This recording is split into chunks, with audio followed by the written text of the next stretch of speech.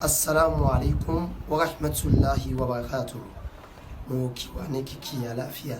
Ìkí Ọlọ́run, àánú Ọlọ́run kó máa bá ẹnì kankan wa gbé. Èyí tí mo fẹ́ sọ̀rọ̀ nípa ẹ̀ láàrin ìṣẹ́jú tí ò ní pẹ́. Ó náà ni mẹ́sẹ̀jì tí mo ti ń gbà láti bí ọjọ́ díẹ̀ sẹ́yìn lórí ọba Solomon. Èyí tí ń challenge àwa Mùsùlùmí lórí wípé ibo ló wà nínú aya al-Quran wípé kí a máa kírun wákàtí márùn. Ó ti ń gba mẹ́sẹ̀jì yìí ó ti ṣe díẹ̀ ṣùgbọ́n mi ò kọbi ara sí nítorí wípé ọ̀tọ̀ ni ojú tí èmi fi ń wo ọba Solomon kò jẹ́ kí n lè jáde láti wá ṣe fídíò.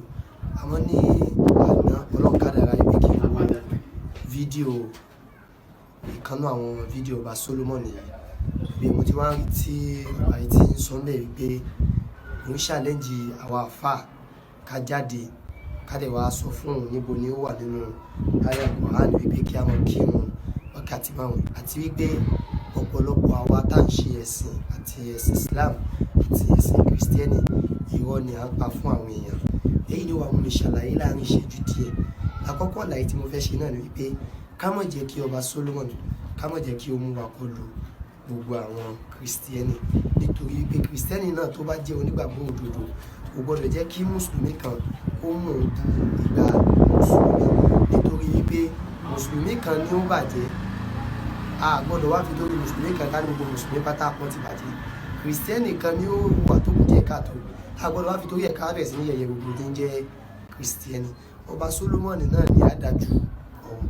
Ọba Solomon ní ká mú ẹ̀rí wá ní Al-Quran nínú Suratul Rum aya 17 بعد الاستعاذة والبسملة فسبحان الله حين تمسون وحين تصبحون وله الحمد في السماوات والأرض وعشيا وحين تظهرون.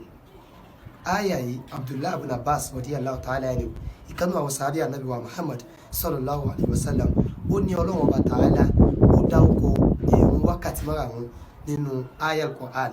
Àwọn èèyàn wá bi léèrè pé àìnà níbo ni Ọlọ́run ti dárúkọ rẹ̀.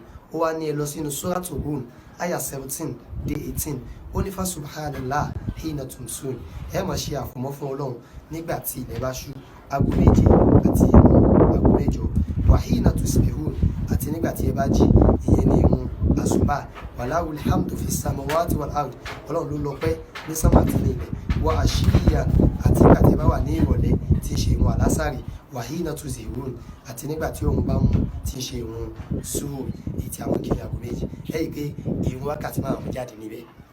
Abdullahi ibn Abbas sàhábì Ànábì ni ó bá Ànábì lò gbà òun ló tú bẹ́ẹ̀ kì í ṣàwálà tú bẹ́ẹ̀. Bákan náà Sa'id ibn Jubair sàhábì Ànábì ni òun náà tú bẹ́ẹ̀. Èèyàn ò lè ka Quran Yorùbá àbí English Quran wọ́n bẹ̀rẹ̀ sí sọ pé òun ti nímọ̀ nípa Quran. O ò lè tí ì nímọ̀ nípa Quran ó dìgbà tó bá nímọ̀ nípa kí ni àwọn sàhábì sọ nípa àyà yẹn. Only Quran tó jẹ́ Quran English àbí Quran Yorùbá kò lè ṣàlàyé tí Quran sọ fún ọ nítorí pé Quran ní tafsir ó ní ìfọ́síwẹ́wí ọ̀rọ̀. Àfáàwà Abdullah ibn Abbas tú bẹ́ẹ̀ àfáàwà Sa'id ibn Jubair ọ̀nà tú bẹ́ẹ̀. Bákan náà ní Suratul Nisa aya 103 Ọlọ́run sọ fún wa pé ìrun yẹn a ti kọ́ kitaban mawquta ó ti ní àsìkò tẹ́ ẹ mọ̀ kí ìrun. Ẹni tó bá fẹ́ tako ẹ̀sìn Islam kò lè tako ẹ̀sìn Islam pẹ̀lú only Quran. Ó gbọ́dọ̀ nímọ̀ nípa hadith nítorí pé nǹkan méjì ni a fi ń ṣe ẹ̀sìn tiwa al-Quran wal hadith. Al-Quran ni ọ̀rọ̀ Ọlọ́run, hadith ni ọ̀rọ̀ Ànábì tá Ànábì náà sì sọ̀rọ̀ kan lẹ́yìn Ọlọ́run. Gbogbo ọ̀rọ̀ tá Ànábì sọ pátá Ọlọ́run náà ló ní kó sọ. Hadith yẹn ló máa ṣàlàyé Quran fún wa ní ìfọ́síwẹ́wẹ́. Ọlọ́run sọ ní Suratul Nisa pé ìrun lásìkò Ànábì ló wá jẹ́ ká máa sìkò rẹ̀ nítorí bá Ànábì kí ní àárọ̀ ó kí lọ́sàn ó kí ní alẹ́. Ìwà kí bá Ànábì kí yẹn ó ti jẹ́ káwa Mùsùlùmí mọ̀ pé báwa náà ó ṣe máa kí nìyẹn nítorí pé Ànábì sọ pé sọ́lù kama ra'aytumuni usalli ó ní ẹ kírun gẹ́gẹ́ bí ẹ ṣe rí bí Ànábì náà ṣe ń kírun. Kì í ṣe pé àwọn àfáà làwa rorí làwa gbé ìrun àárọ̀ kalẹ̀ ìrun ọ̀sán kalẹ̀. Ànábì tọ́lọ́run rán sí wa tó mú Kùránì wá fún wa Ànábì yẹn náà ni Ọlọ́run ṣàlàyé àsìkò tó wọ́n máa kírun fún. Ànábì yẹn máa ń kírun. Tó bá lọ fẹ́ tako Islam wọ́n wá sọ fún wa pé ibo ló wà nínú Quran ibo ló wà nínú hadith. Bọ́lá ní pé ibo ló wà nínú Quran nìkan Kùránì ìwé wa ni tó kó gbogbo nǹkan sínú àmọ́ ìfọ́síwẹ́wẹ́ àlàyé yẹn ó wà nínú hadith. Ó dà gẹ́gẹ́ bí Bible nísìn tí òjíṣẹ́ Ọlọ́run tó bá kà fún yín ó ti báyìí a wá mú example ẹ̀ wá nínú ìgbésí ayé Jésù gẹ́gẹ́ example ẹ̀ wá mú wá nínú ìgbésí ayé Jésù gẹ́gẹ́ example ìgbésí ayé Jésù yẹn ló máa ń jẹ́ kẹ́ gbọ́ ọ̀rọ̀ Olúwa ayẹyẹ lẹ́kùnrẹ́rẹ́ tá bá ní ìwé Olúwa kó gbogbo nǹkan sínú òun máa ṣàlàyé díẹ̀ bí Jésù ṣe lo ayé ẹ̀ ló máa wá ṣàlàyé lẹ́kùnrẹ́rẹ́ bẹ́ẹ̀ náà ni Al-Qur'an bá Ànábì ṣe wá lo ayé yẹn ló ṣàlàyé lẹ́kùnrẹ́rẹ́ fún wa lápèjúwe Ọlọ́run ní kí a ṣe hajj ó wà náà Al-Qur'an bẹ́ẹ̀ àmọ́ bá ṣe máa ṣe hajj a máa tawaf lẹ́ẹ̀méje nínú ìgbésí ayé Ànábì láti rí ìgbésí ayé Ànábì yẹn ló wá ń pè ní hadith nítorí pé ní hadith ní tá Ànábì sọ àbí tí Ànábì ṣe àbí tí wọ́n ṣe lójú ayé Ànábì pé tó jẹ́ pé Ànábì dẹ̀ confirm pé mashallah kí ni ìdá wọ́n máa sọ di hadith pé ó ti di ọ̀wọ̀ Ànábì wa Muhammad sallallahu alaihi wasallam tá à ń pè ní sunna òun náà là ń pè ní sunna pé ẹni tó bá fẹ́ tako Islam ó gbọ́dọ̀ nímọ̀ nípa